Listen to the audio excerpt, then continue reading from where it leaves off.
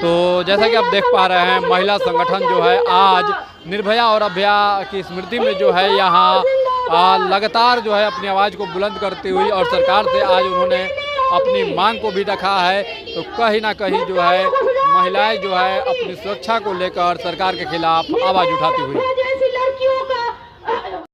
इसके साथ साथ चंद्रकांता जी, जया जी और भी कई शाहिदा ऐसे लोग भी शामिल हैं, ऐसे महिला साथी शामिल हैं। अभी और कुछ महिलाएं हमारे बीच आ रही हैं।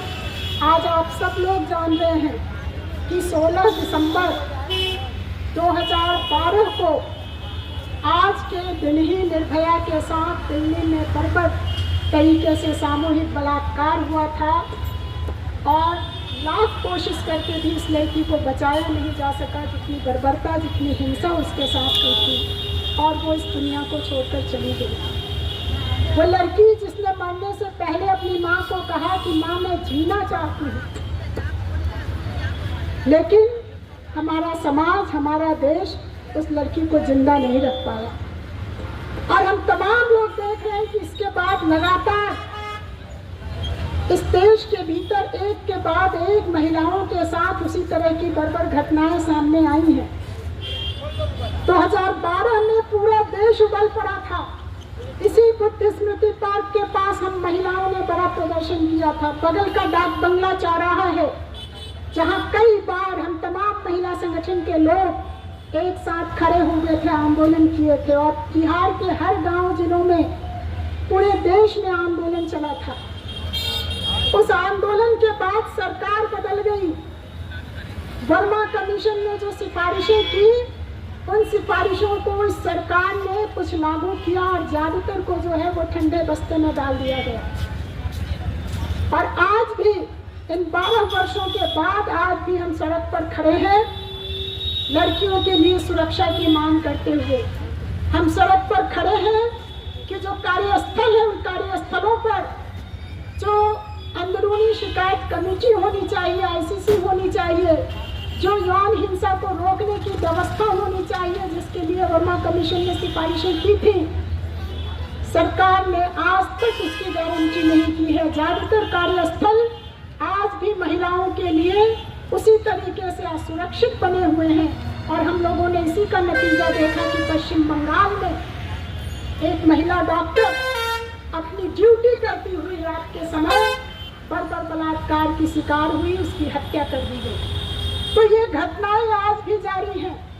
हमारी सरकारें जिन्होंने इसके नाम पे बहुत सारी घोषणाएं की, निर्भया फंड बना, लेकिन निर्भया फंड वो महज प्रधानमंत्री का चेहरा चमकाने के काम आता है। पोस्टर लगते हैं, बैनर लगते हैं। निर्भया फंड का कोई हिसाब हमारी सरकार नहीं देती कि इसके जरिए कितनी महिलाओं को, कितनी बलात्कार पीड़िता महिलाओं को उन्होंने सुरक्षा दिया, उनकी कानूनी सहायता की, उनके लिए शेल्टर का इंतजाम किया, उनके लिए किसी रोजगार का बंदोबस्त किया। ऐसा हम कुछ भी नहीं पा रहे। बेटी बचाओ बेटी पढ़ाओ के नाम पर घोषणाएं हुई, लेकिन बेटी बचाओ बेटी पढ़ाओ का जो फंड है, इसी बिहार में वो 17 जिलों में फंड खर्च नहीं हुआ है, वो वापस हो गया है। तो एक तरफ हम देख रहे हैं कि हमारी सरकारें जो घोषणाएं की थी वो घोषणाएं लागू नहीं हो रही हैं। दूसरी तरफ इसी सरकार के शासनकाल में हम देखते हैं कि दिल्ली में जब यौन उत्पीड़न की शिकार पहलवान धरना देती हैं तो उनको सड़कों पर घसीटा जाता है। रेगिस्तानों के बलात्कारियों को संस्कारी बताया जाता है और उनको जेल से छोड़ दिया जाता है। बीएचयू में छात्रा के साथ बलात्कार करने वाले 3 बलात्कारियों को, जो भाजपा आईटी सेल के नेता थे, उनको रिहा होने के बाद उनका फूल माला पहनाकर स्वागत किया जाता है। तो आज हमारे देश में जो न्याय मांग रही है लड़कियां, वो सड़कों पर घसीटी जा रही हैं और जो बलात्कारी है उनको फूल माला पहना कर उनका स्वागत किया जा रहा है।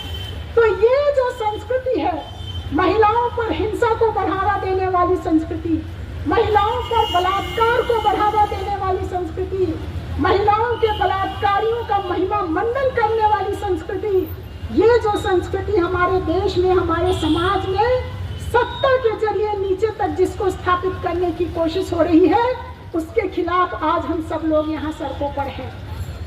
आज सिर्फ हम नहीं लड़ रहे हैं।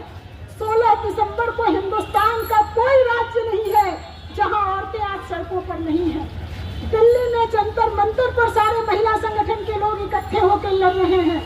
पटना में हम यहाँ सड़कों पर लड़ रहे हैं। उत्तर प्रदेश में तमाम जगहों पर महिलाएं आंदोलन कर रही हैं। पूरे देश में हम देख रहे हैं कि 16 दिसंबर एक काला दिन, हिंदुस्तान के इतिहास में एक काला दिन, जो महिलाओं की सुरक्षा के लिए, महिलाओं की आज़ादी के लिए एक सबसे काले दिन के रूप में याद किया जाएगा, सबसे बड़े हमले के रूप में याद किया जाएगा। उसको खारिज करते हुए आज हम यहाँ सड़कों पर हैं कि हमें अपनी आज़ादी